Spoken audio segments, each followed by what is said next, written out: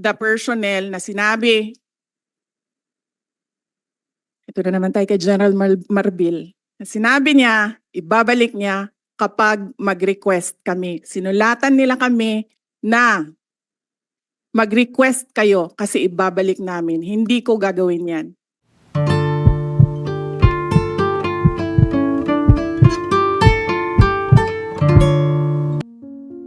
Any more questions? Well, so it's always the chair that has the last spot for questions. So let me just ask, of course, the security of every government official is very important. And recently, it was discussed that a number of security personnel was taken out from the Office of the Vice President. I think, if I'm not mistaken, totally, the PNP said they recalled 373 personnel across all agencies. So I'd like to know, baka naman wala nang natirang security sa OVP, hindi naman, ano na bang status? Ilan ang tinanggal na security at meron bang nagbabantay ngayon? Madam Chair, may I be allowed to give a very long answer about the security? Sure, as long as it answers the question. Sige, ma'am. Opo. Noong kasi ako ay nahalal bilang pangalawang Pangulo, nakita ko kasi na pati ang security ng Vice President ay napupolitika. Hindi lang yan sa akin, kundi sa mga previous na Vice Presidents. Kaya nung tapos na ang eleksyon pero hindi pa ako naupo, sumulat ako kay former Secretary Delfin Lorenzana. Sinabi ko sa kanya, Sir, ang security ng Vice President should only be up to the level of the Vice President. Hindi po pwede na umakyat ang information at ang security ng Vice President sa iba pang opisyal. And at the time, the Chief of Staff of the Armed Forces of the Philippines and the Secretary of the Department of National Defense agreed.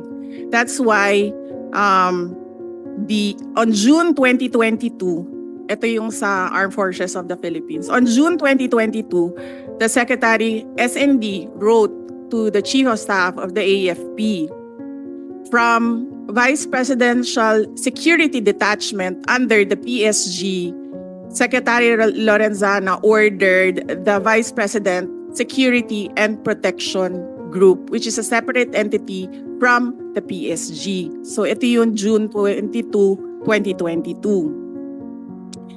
Ngayon, nag-issue ng orders ang AFP GHQ ng General Order 0917 to activate the reorganization from detachment to security group. On July 5, 2022, the activation order and the table of organization and equipment was released. Yes. All right. So, hindi ko alam kung ano ang nangyari sa Philippine National Police, but apparently they decided that they will mirror what the AFP did. So, noong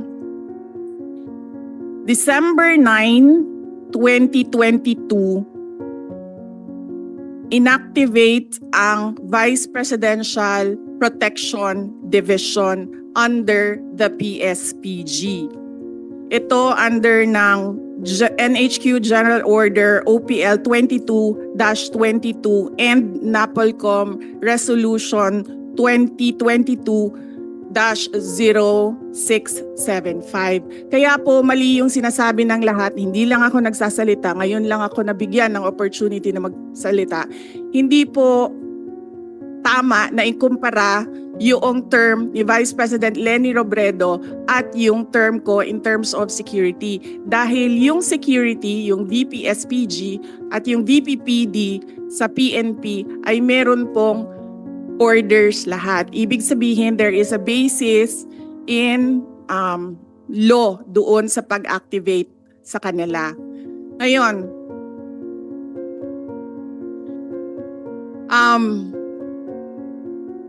yung sa Philippine National Police, kinuha nila ang 75 na personnel. Sila ang pumili kung sino yung kukunin nila. Makikita nyo, as I said in my statement, it was a targeted list. Madami doon sa mga security na yon. Security is a trust and confidence position. Kasi ibibigay mo sa kanila yung kanang pagsalig nimo sa imuhang kinabuhi. Ihatag na nimo sa ilaha. Ngayon, nakalagay doon sa listahan, kasama ko since 2007 when I was vice mayor, kasama ko since 2010 when I was mayor, and madami doon kasama ko from 2016 during the term for 6 years of President Rodrigo Duterte. Makikita nyo yon sa listahan kung isa-isahin natin. So it was a targeted list. It was a political move. It was political harassment. Ngayon, nag-iwan sila ng 38. 38 na hindi namin kilala. 38 na sila ang nagsabi kung sino ang maiwan. Sinalatan namin sila. Sinabi namin, hindi na namin tatanggapin yung 38 ninyo. Ibabalik na namin yan sila lahat sa inyo. So there are no more PNP personnel in the Office of the Vice President. Ang naiwan na lang ay yung mga nasa VP, SPG under the Armed Forces of the Philippines. Wala pong ginagastos ang OVP sa sweldo nito nila lahat dahil hindi po sila hinahire. Personnel na po sila ng ating AFP na dinidetail papunta sa Office of the Vice President. So, to answer your question, Madam Chair, meron pong security and all of them under AFP because we refused the personnel na sinabi. Ito na naman tayo kay General Marbil. Na sinabi niya, ibabalik niya kapag mag-request kami. Sinulatan nila kami na mag-request kayo kasi ibabalik namin. Hindi ko gagawin yan. Thank you, Madam Vice President. So right now, your security detail is composed of AFP officers, soldiers, I suppose. Yes, Madam Chair, officers and enlisted personnel. Mga ilan-ilan kaya sila? May we request Colonel Lachica to answer? Nakakagulat din yung statement ng PNP. I guess he wants it on his record, but I find it a little also irregular na you're right, it's a trust issue. And if you're familiar with certain individuals, they have to explain why maybe in the budget hearing of the PNP, we can ask them why they chose the individuals to remove from your detail. But I'd like to know also how many is left from the AFP. And I think the AFP is also quite capable. Ilan po, Mr. Lachica? Madam Chair, good afternoon. I think I cannot disclose the number, but I have here our activation order and our table of organization. Why can't you not disclose the number? For security reasons, ma'am. Well, okay. I will. Madam Chair, Yes. sabihin mo na, sir. From our table of organization, ma'am, and equipment, we are authorized to have 364 personnel coming from the different major service of the AFP. But for our actual number, as of now, 337 po, ma'am. And this is under the AFP. And this doesn't come from the budget of the OVP? Or? Yes, Madam Chair. Okay. Thank you very much. That's all. Any more questions? Senator Bato de la Rosa is recognized. Ma'am, I just would like to inform this committee that during our last hearing with my Committee on Public Order and Dangerous Drugs, that issue was raised. And I told Chief PNP, General Marbil, na hindi na nire-request ng Office of the Vice President na ibalik yung tinanggal niya ng mga pulis. Kung pwede lang, ibalik sa kanilang pinanggalingan na unit. Hindi yung, ito, kawawa ito, mga taga-Davao ito na been serving there for how many years, tapos dinislocate nila, nilagay nila Region 4, NCRPO, malayo sa pamilya. So, ang request na lang namin, ako, bilang Davaoenyo, Nirequest ko lang sa kanya, maawa ka naman dyan sa mga pulis na yan. Ibalik mo doon sa kanila pinanggalingan. Kung taga Davao City yan, taga Davao Oriental, taga Cumbal, taga Cotabato, ibalik mo na yan doon. And he promised me na ibalik daw niya. I don't know until now because hindi ko pa alam kung anong nangyari sa usapan namin. Yun lang, para lang mabalik yung mga pulis yan kahit na hindi na ibalik security kay Vice President. Just for the record, ma'am. Thank you, thank you. Madam Chair. Madam Vice President, go ahead, please. Yes, thank you. I agree with Senator Bato de la Rosa. Wag na natin pahirapan yung mga police personnel dahil kaibigan nila ako. Ibalik lang natin sila sa mga pamilya nila. Thank you. Actually, Senator Tolentino is the Vice Chair for the Committee of the DILG for this budget season, Vice Chair Finance. So I would like you to ask the PNP Chief what led to that decision, because also part of that is, if it's a political decision, I think that would not be fair also. But knowing that you're in the capable hands of the AFP is also reassuring. But this has to be raised. Definitely, Madam Chair, this will be asked as a policy question to be directed to the Chief PNP. Madam Chair, Senator Cayetano. yeah, just because we're on security, Madam Vice President, could you indulge me just one last question lang? Ang DOTR or NAIA ba nagsulat, explain at nag-apologize na sa inyo dun sa CCTV, hindi pa? Senator Alan Peter Cayetano, thank you. Hindi sir. Ang nangyari kasi dito, itong tao na ito apparently is assigned doon sa NAIA. Ang tao na ito is a media person na-assigned permanently, I think, sa NAIA because this is the second time na nilabas niya yung istorya sa mga anak ko. Yung una, when I left for Singapore, year 2021. Wala naman akong problema doon. Ang aking problema lang is itong tao na ito, nilalabas niya pati yung information na kasama ko yung mga anak ko. Alam namin kung sino siya. We have footage na kumukuha siya ng cellphone footage. Ang sinasabi ko lang doon sa aking statement ay dapat siguro i-beef up ng NAIA ang security nila dahil may tao doon sa boarding lounge na hindi pasahero at hindi employee ng gobyerno at hindi employee ng NAIA.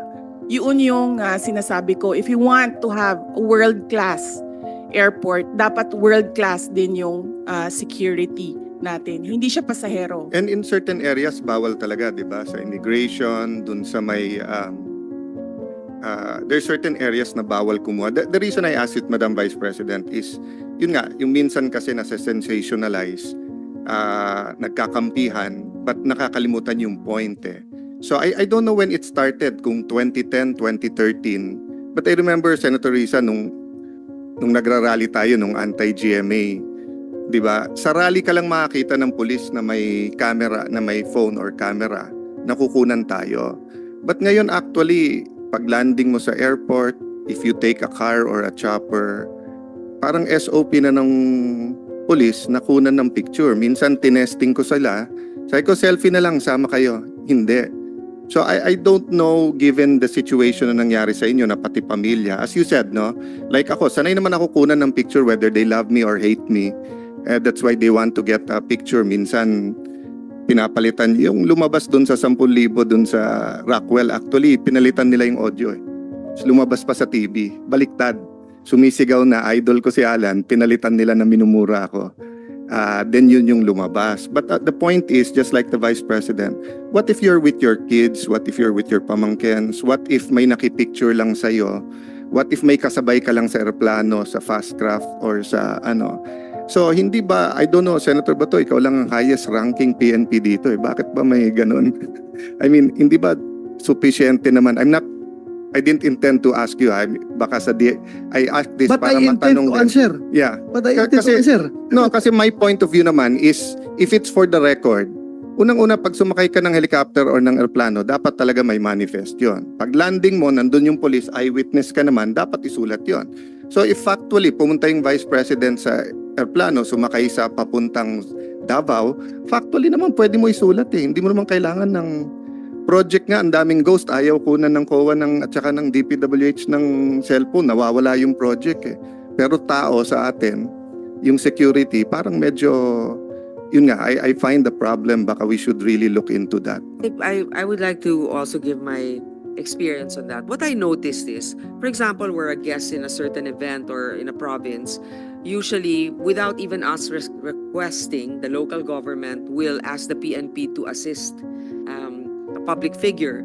And the reason why they take pictures, and just like Senator Alan, I thought at first they wanted a selfie, but apparently it's to provide proof to their commanders that they render the service. Now, it's a different story if they just take a picture for the fun of it, to give, I don't know, for others, in areas where, let's say, there's limited access. So But that's to that point, Madam Chair, wala akong problema na kunan mo eh.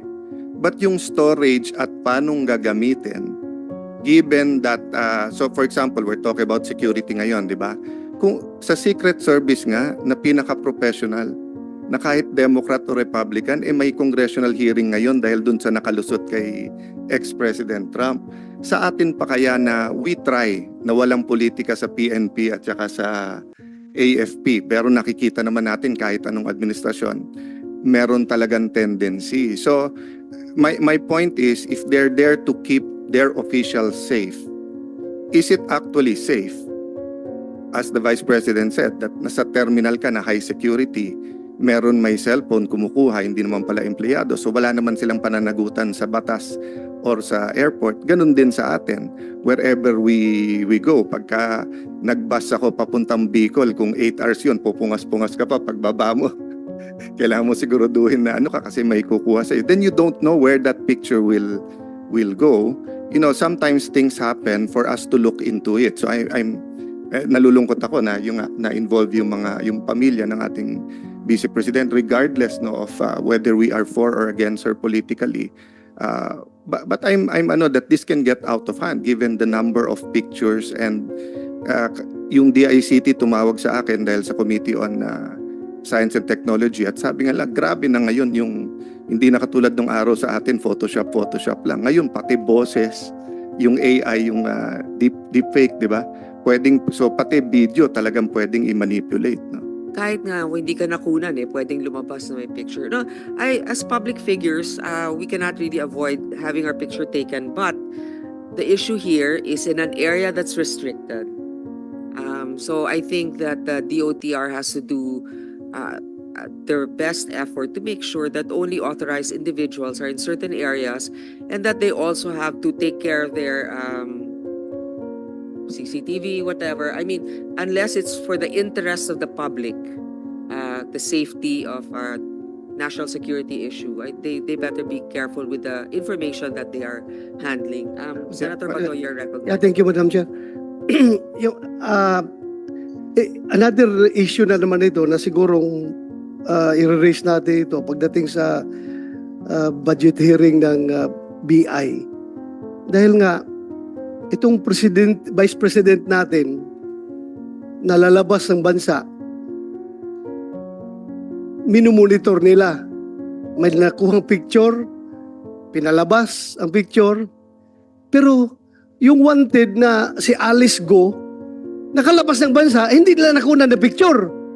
Anong klaseng mga government agency ito? Itong Vice President natin na walang violation of law na ginawa, may malicious intent pa talaga na kinunan na picture, pinalabas at ginawang issue during the bagyo, ganun-ganun, ginawa ng political issue. Ngayon, ito ngayong si Alice Go na wanted ng may lumabas na warrant, hinahanap ng komite ni Senator Risa, nakalabas na walang kaabog-abog, hindi mo lang na-monitor nila. So parang wrong focus of priority itong mga tao natin sa airport.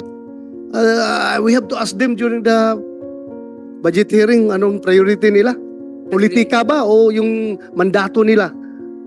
That's all, Madam Chair. Actually, I sympathize with our colleagues here na pinaghirapan talaga nila yung hearing doon sa POGO issue. Tapos walang parang kooperasyon sa mga, hindi ko naman sinilala lahat ha, dun sa imposible kasing makakaalis yon na walang otoridad na kasangkot. Diba? So anyway, that's another topic. So we Madam just Chair. open that up during Yeah. the budget hearing of the PNP. Madam, Ah. just to put a conclusion, Madam Vice President, sa akin kasi po yung, kaya ko bringing up po yun, kasi iba po yung mali at iba yung hindi nila inaamin na mali. No, meaning dapat pagkalabas ng video na yon, nag-announce na kagad yung airport or yung picture, di ba, na we apologize to the public, to the Vice President, because you're our Vice President. I mean, whether they voted for you or not, President Marcos is our president, whether we voted for him or not. So, amin kayo eh. So, pag ginawa sa inyo, halimbawa, kung ginawa sa inyo yan sa ibang bansa, nagwawala na yung DFA, no? So, ang point ko, Madam Chair, wala ka kasing narinig ka agad from the airport that we apologize, we're investigating, we have new guidelines, etc. That's why tinulay ko dun sa police, because it could suddenly happen to an ordinary mayor, congressman, barangay captain if we're taking pictures everywhere. At having said that, as you said, we're open naman, wala naman tayo tinatago sa public. Baka gantihan ko na lang yung ibang police, kukunan ko rin sila pag nasa fort sila. Kukunan ko rin sila ng kukunan ng picture. Okay, I think there are no more questions. Senator Gatchalian is recognized. Do you have questions, sir, or just a message of support, perhaps? Thank you, Madam Chairman. I'm just here to express my support, my full support to the budget of the Vice President. Thank you. Thank you. With no other questions?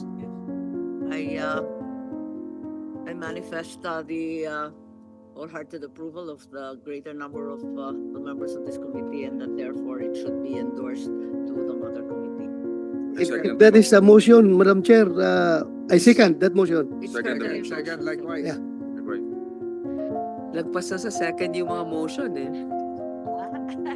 Okay, the budget of the Office of the Vice President is now deemed submitted to plenary. This hearing is suspended.